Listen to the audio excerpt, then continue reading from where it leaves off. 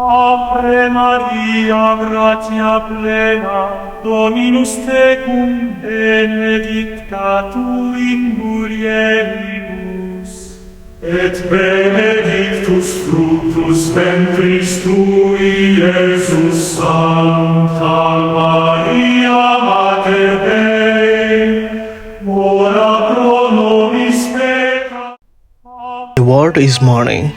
On April 21st, 2025, Pope Francis, the 266th Pope of the Roman Catholic Church, passed away peacefully in his residence at the Vatican.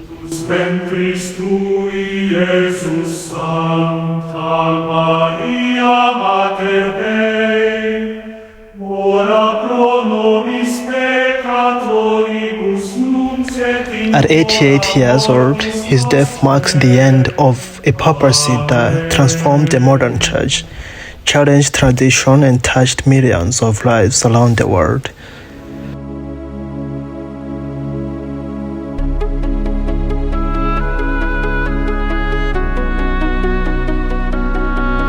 The Vatican confirmed the news just hours after his passing, with Cardinal Kevin Farrell delivering an emotional statement. Pope Francis had recently returned from a 5-week hospitalization due to trouble pneumonia.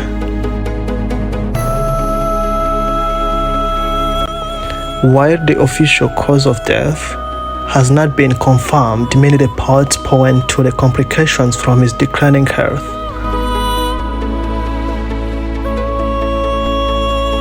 Crowds began gathering in St. Peter's Square almost immediately, lighting candles, offering prayers, and remembering the man they had come to know simply as Papa Francesco.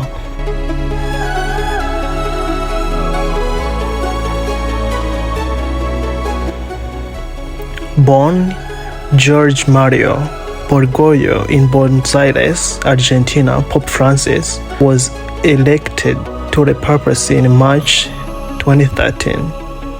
He was the first pope from Latin America, the first Jesuit pope, and the first to take the name Francis, inspired by Saint Francis of Assisi, known for his humility and care for the poor. From the start, he broke tradition. He refused the grand papal apartments and instead chose to live in a modest guest house.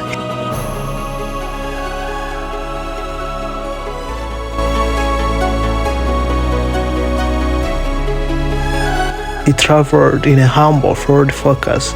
More than his lifestyle, it was his voice that shook the world, calling for mercy, simplicity, compassion in a time of growing division.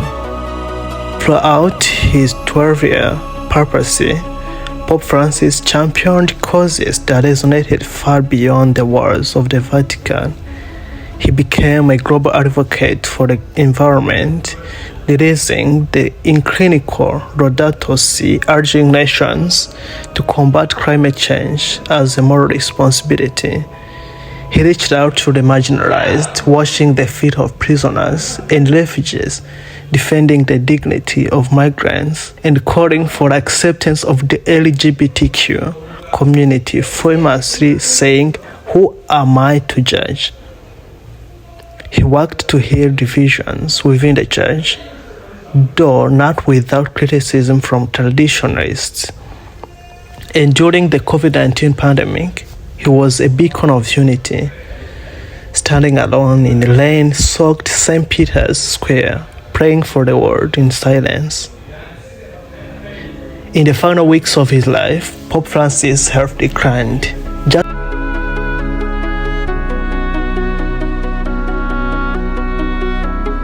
Final public address delivered during Easter Mass emphasized hope, forgiveness, and peace, values he carried with unwavering conviction.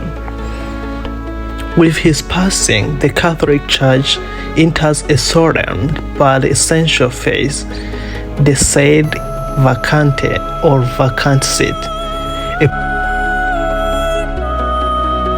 A papal conclave will be held between May 6th and May 11th, where cardinals from around the world will gather to elect the next pope in the Sistine Chapel.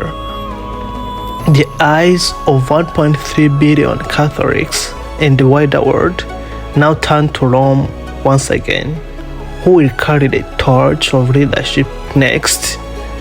And how will the Church continue the mission Pope Francis began?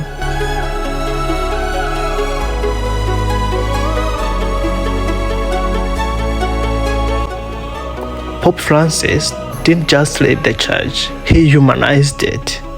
He reminded us that leadership means service, that faith must be lived in action. His purpose will be remembered not just in history books, but in the hearts of those who found hope, dignity, and love through his words.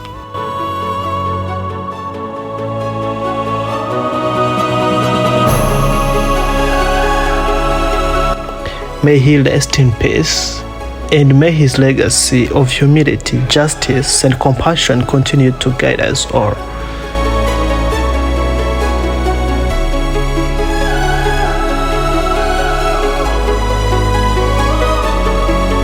If Pope Francis touched your life in any way, through his words, his teachings, or his example, I invite you to share your reflections in the comments below.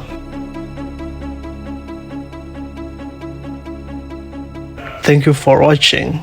Please do like, share, and of course subscribe to help us tell more of human stories that matter. Ave Maria, gratia plena, Dominus tecum, benedicta tu in mulieribus, et benedictus fructus ventris tui, Iesus.